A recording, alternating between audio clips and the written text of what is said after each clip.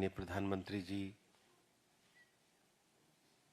को साइप्रस में उनके देश का सर्वोच्च पुरस्कार मिला है।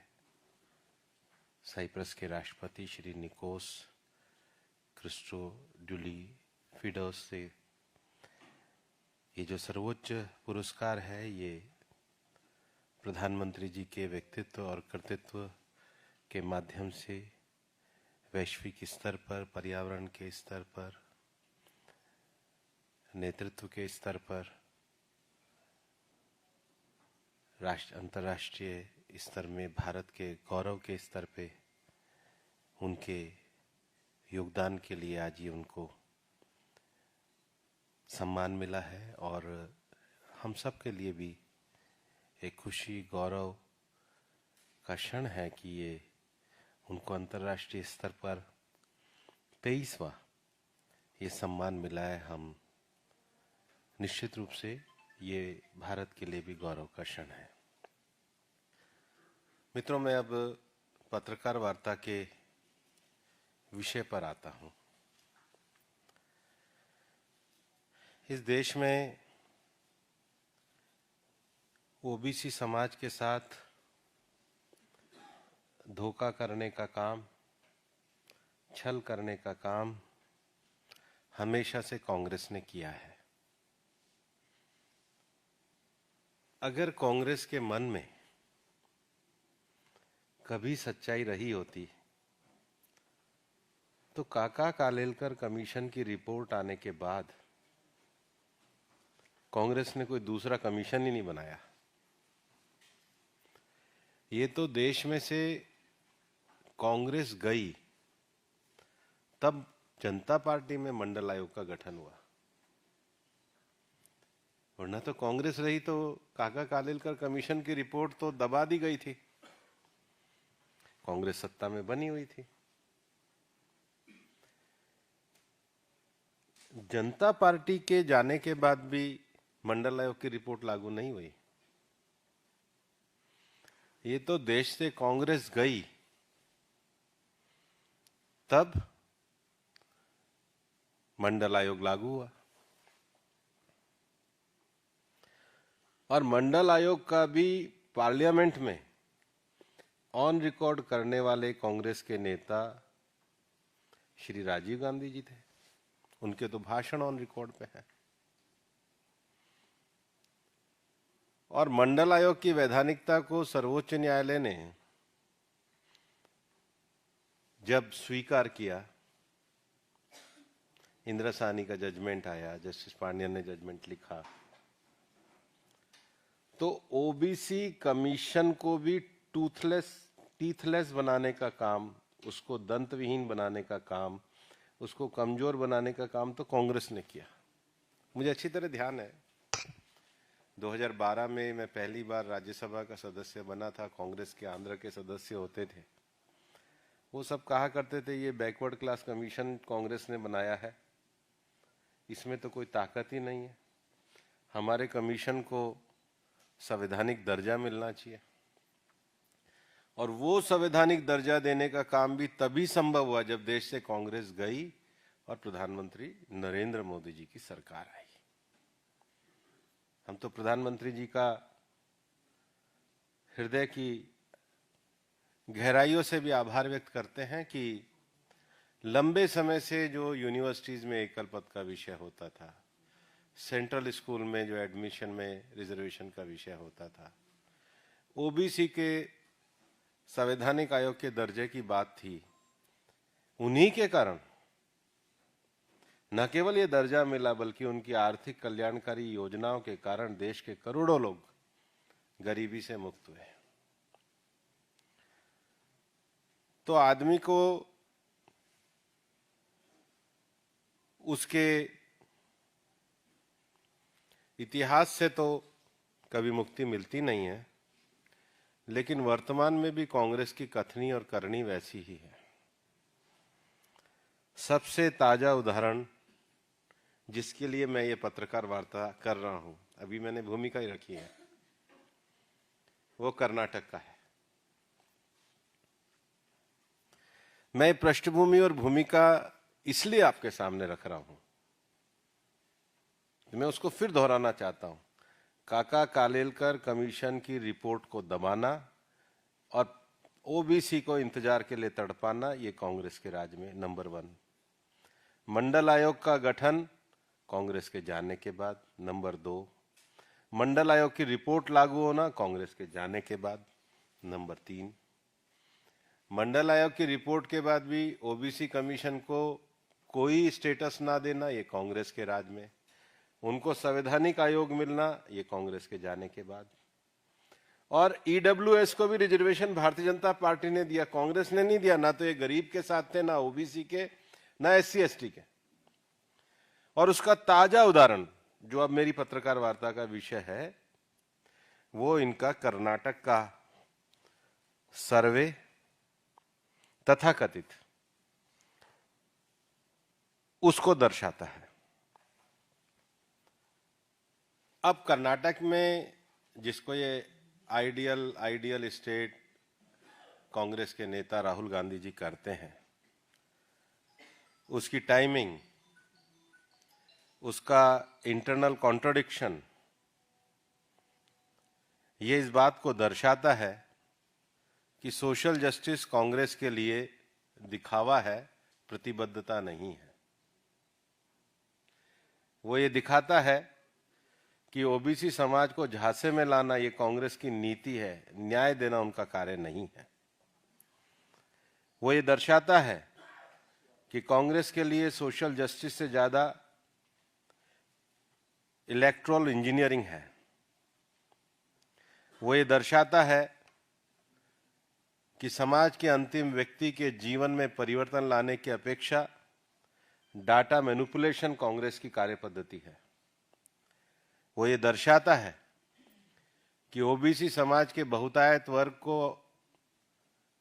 न्याय देने की अपेक्षा वोट बैंक का अपीजमेंट, ये कांग्रेस की पॉलिसी है। और 2014 में हिंदुस्तान के फ्रेजाइल इकोनॉमी बनने का सबसे बड़ा कारण यह था कि टैक्स पेयर की मनी में कांग्रेस ने भ्रष्टाचार किया, उसके ट्रस्ट को खोया। कोई इस बात का जवाब दे कि 165 करोड़ रुपए लगा करके जिस डेटा को कांग्रेस वाले ही अब गलत कह रहे हैं, तो वो 165 करोड़ रुपए की जवाबदेही किसकी है? जो ओरिजिनल रिपोर्ट 2015 से शुरू हुई, 2024 में सबमिट हुई, सो इसकी जिम्मेदारी कौन लेगा? या तो फिर ये घूम रहे थे, ये मजे कर रहे थे जो ये करते आए हैं। तो पहला मेरा एलिगेशन है कि कांग्रेस का झूठ उजागर हुआ है। कांग्रेस अपने इतिहास के उसी रास्ते पे चल रही है और ये कर्नाटक की एक्सरसाइज, जो कॉस्टली एक्सरसाइज हुई है, ये आखिर इसका जिम्मेदार कौन है? दूसरा, ये जो रीसर्वे है, ये रीसर्वे नहीं है कांग्रेस का, ये इनका एक पॉलिटिकल कवर है। और ये पॉलिटिकल कवर कांग्रेस कुछ कम्युनिटीज को भरमाने के लिए, कुछ को भड़काने के लिए, कुछ को अपीजमेंट की पॉलिटिक्स में लाने के लिए कर रही है। ये तो राहुल गांधी जी का मियर झूठा नारा है कि जितनी आबादी उतना हक। हक तो एक का ही है, वो परिवार का है, बाकी किसी का नहीं है।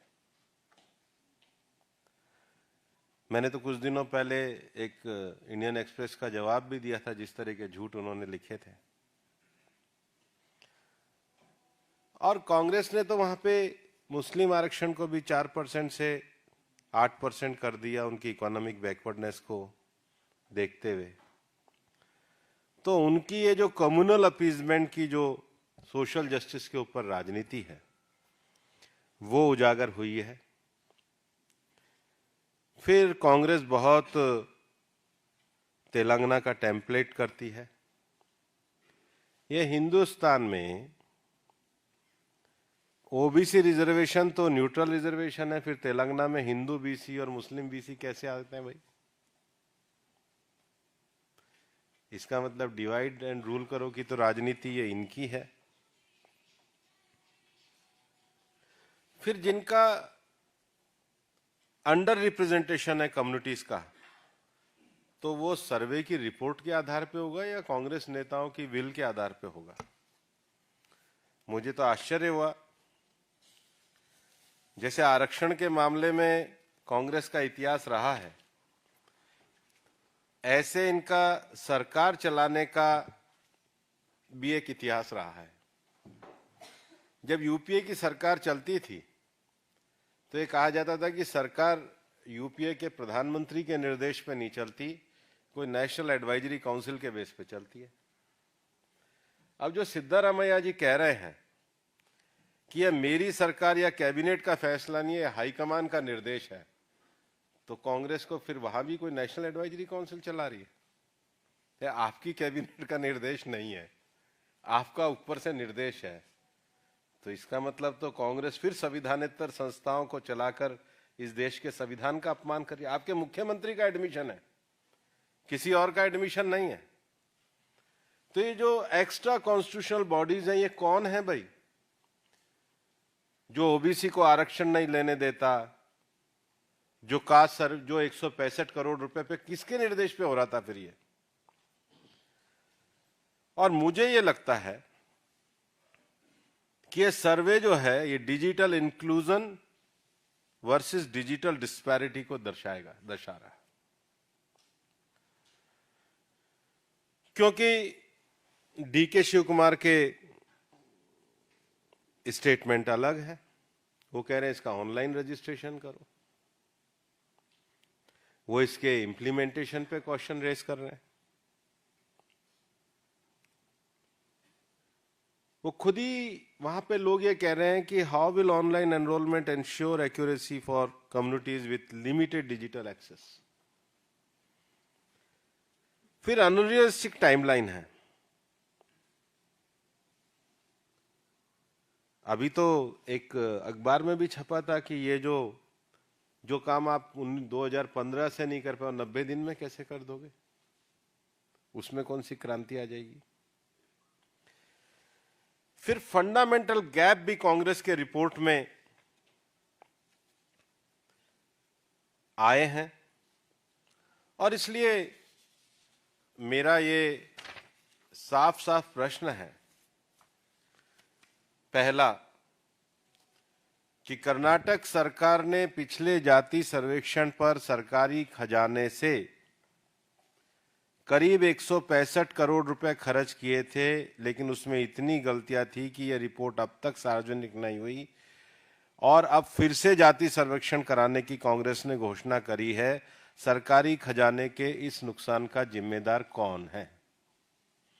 दूसरा, कर्नाटक के मुख्यमंत्री श्री सिद्धारमैया ने नए जाति सर्वेक्षण पर कहा, यह मेरी सरकार या कैबिनेट का फैसला नहीं है, यह पार्टी हाईकमान का निर्देश है। तो वहां पे कोई नई नेशनल को एडवाइजरी काउंसिल है जो मुख्यमंत्री की ऐसी बेचारगी है? फिर मेरा तो स्पष्ट रूप से मानना है कि कांग्रेस के लिए ओबीसी एक वोट बैंक से ज्यादा कुछ नहीं है, इसलिए केवल शफुगा था। मेरा प्रश्न है,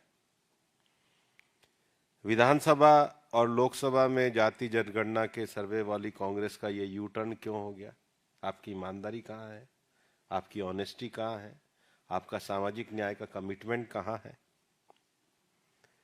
और मैं तो ये स्पष्ट रूप से पूछना चाहता हूं कि क्या कांग्रेस पिछले जाति सर्वे में तुष्टीकरण के आरोपों के दबाव में यू टर्न ले रही? क्योंकि पिछले सर्वे में कांग्रेस ने मुसलमानों को सबसे बड़ा वर्ग बताया 18%, जबकि 2015 में तो 12% ही थे।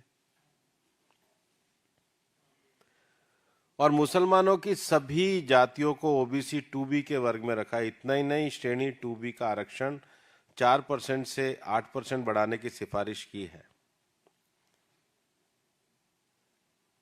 और वोकालिंगा और लिंगायत की आबादी को भी जानबूझकर सर्वे में ठीक ढंग से नहीं दिखाया गया। और इसलिए मेरा ये मानना है कि कांग्रेस की ये राजनीति फिर उजागर हुई है कि इनका ओबीसी से कोई लेना देना नहीं है, ये इनका केवल एक राजनीतिक ढिंढोरा है जिसको जनता पूरे अच्छे तरीके से पहचान गया है। और इसने इस बात को दर्शाया है कि कांग्रेस अपने राजनीतिक फायदे के लिए किस तरह समाज का बंटवारा करती है, पैसे का दुरुपयोग करती है। और ये तो पुराना इतिहास रहा है कि इन्होंने तो काका कालेलकर की रिपोर्ट को भी इसी प्रकार से दबाव में बनाया है। मैं मानता हूं कि एनडीए सरकार प्रधानमंत्री नरेंद्र मोदी जी के नेतृत्व में सबका साथ सबके विकास के अपने सैद्धांतिक और दार्शनिक मत को लेकर प्रतिबद्धता के साथ चल रही है। और आज जो कांग्रेस का भांडाफोड़ हो रहा है, जो उनकी सोच और उनकी कार्यपद्धति में बंटवारा नजर आ रहा है, वो इस बात को दर्शाता है कि अंत में सच्चाई ही सामने आती है।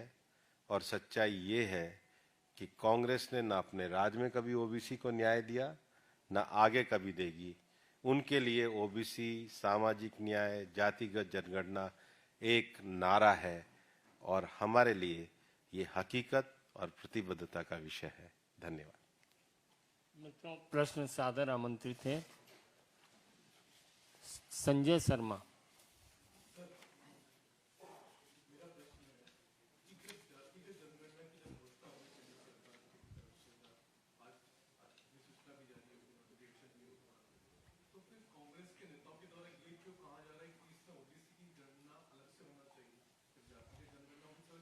वो तो खुद ही अपने सर्वे से भाग गए, उनसे पूछो जी। ऐश्वर्या पालीवाल।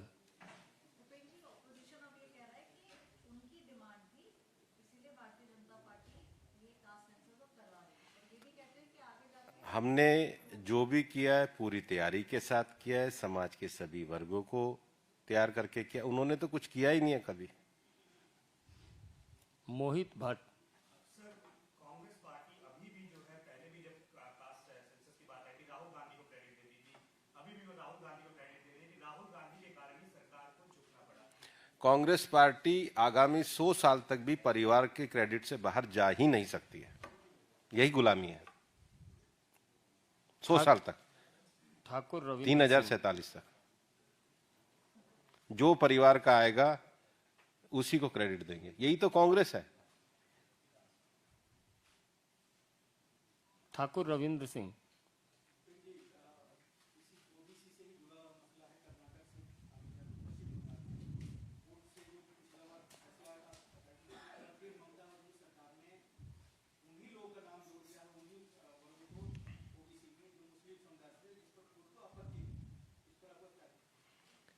नहीं, ममता बनर्जी जी की सरकार तो पूरी तरीके से अपीजमेंट की पॉलिटिक्स में लगी हुई है। मैं तो कुछ दिनों पहले कलकत्ता में गया भी था और मैं तो ये मानता हूं कि अपीजमेंट की पॉलिटिक्स के साथ साथ ममता बनर्जी की सरकार ने जो ओबीसी और ट्राइबल समाज के अंतिम छोर के लाभार्थ के लिए जो योजनाएं लागू होनी थी, जैसे पीएम जनमन योजना है, मतलब ट्राइबल कम्युनिटी में भी जो अंतिम छोर पे ट्राइबल हैं वो लागू नहीं होने देते।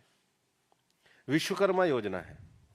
अब विश्वकर्मा योजना में ओबीसी समाज का जो विश्वकर्मा वर्ग है, 17 जातियां हैं और जिनके हुनर है उनके लिए वो योजना नहीं लागू करते। आयुष्मान तो करते ही नहीं है और अपीजमेंट पॉलिटिक्स में सबसे आगे रहते हैं। और ये देश का ओबीसी वर्ग ये जानता है कि जो इंदिरा साहनी जजमेंट के जो भी सूत्र कोर्ट ने दिए थे उसके तो पूरी तरीके से मजाक उड़ाने का काम ममता बनर्जी ने किया। और इसलिए हंसराज अहीर जी की जो रिपोर्ट आई थी कि इंक्लूजन और एक्सक्लूजन की पावर का कैसा आर्बिट्रेरी दुरुपयोग हो सकता है, वो बंगाल की सरकार है। अरुण CNN।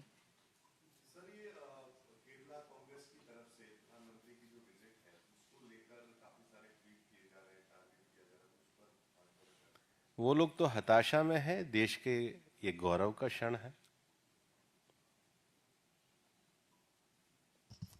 न्यूज नेशन विकास चंद्रा। मेरा सवाल थोड़ा सा अलग हटकर है। एक तस्वीर आई थी, उसको आपने भी देखा होगा कि कल लालू यादव के सामने डॉक्टर भीमराव अम्बेडकर की तस्वीर लेके गई, उनके चरणों में पैर में रख दिया गया, फिर बाद में उसे कोने में डाल दिया गया। इसे अपमान को लेकर बड़ा मामला चल रहा है, क्या कहें? ये निश्चित रूप से देखिए, लालू जी का राज बिहार की जनता भूली नहीं है। लालू जी के राज में सबसे ज्यादा अन्याय अति पिछड़ों और दलितों पर ही हुआ है, और आरजेडी में तो उनसे बड़ा कोई फिलोसफर है ही नहीं। वो खुद ही अपने अहंकार में इतने डूबे हुए। और ये तो वो जो दृश्य भी जो है वो यही दिखाता है कि उनका अहंकार है। और इसलिए देश की गरीब, अति पिछड़ा, सामाजिक न्याय में विश्वास रखने वाले ये सब लोग जानते हैं। और लालू जी ने जो तस्वीर को पैरों पे रखा है, ये देखकर हमारा भी दिल बहुत दुखा। और मेरा तो ये मानना है कि उनको माफी मांगनी चाहिए। और कोई? जी, अदिति टंडन।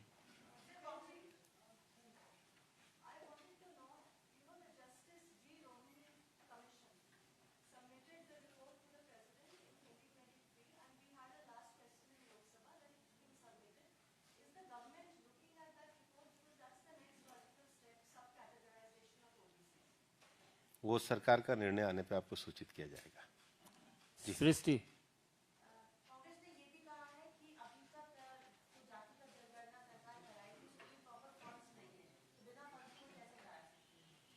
कांग्रेस की तो बात आपके सबके सामने मैंने बड़े विस्तार के साथ रखी है। ये 165 करोड़ रुपए की वो जवाबदारी कौन देगा? आप पूछिए उनसे। ये तो 165 करोड़ रुपए आपने खर्च किए और फिर कहा कि हमारे को हाईकमान ने मना किया। तो सरकार आप चला रहे हो, क्या चला रहे हो?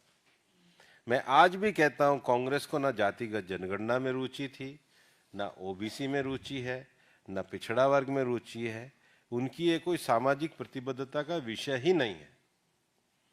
और मैंने उनके इतिहास को अपनी पत्रकार वार्ता में इसलिए रखा है कि उनकी जो नीति, नियत, कथनी है और उनकी जो करनी है, दोनों अलग अलग हैं। वो कभी सामाजिक न्याय के लिए उन्होंने काम नहीं किया है। आर्चिस मोहन।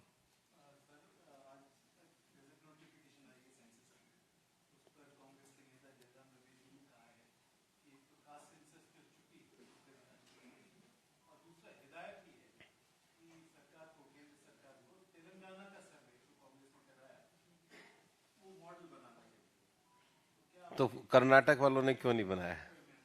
उनसे पूछिए।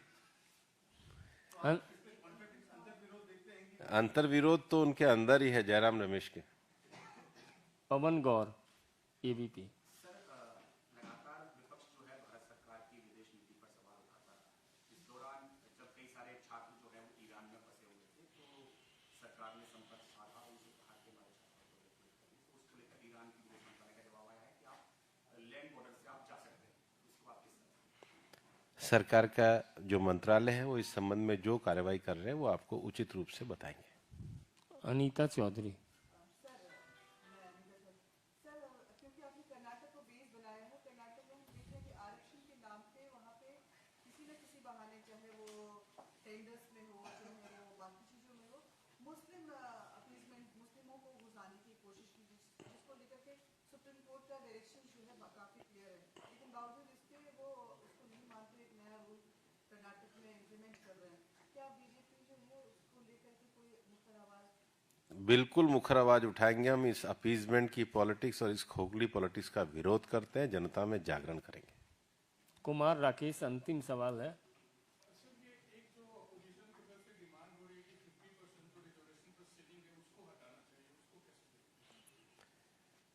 देखिए, जिसकी करने में, काम करने में सत्यता, उसको तो देखा जाए।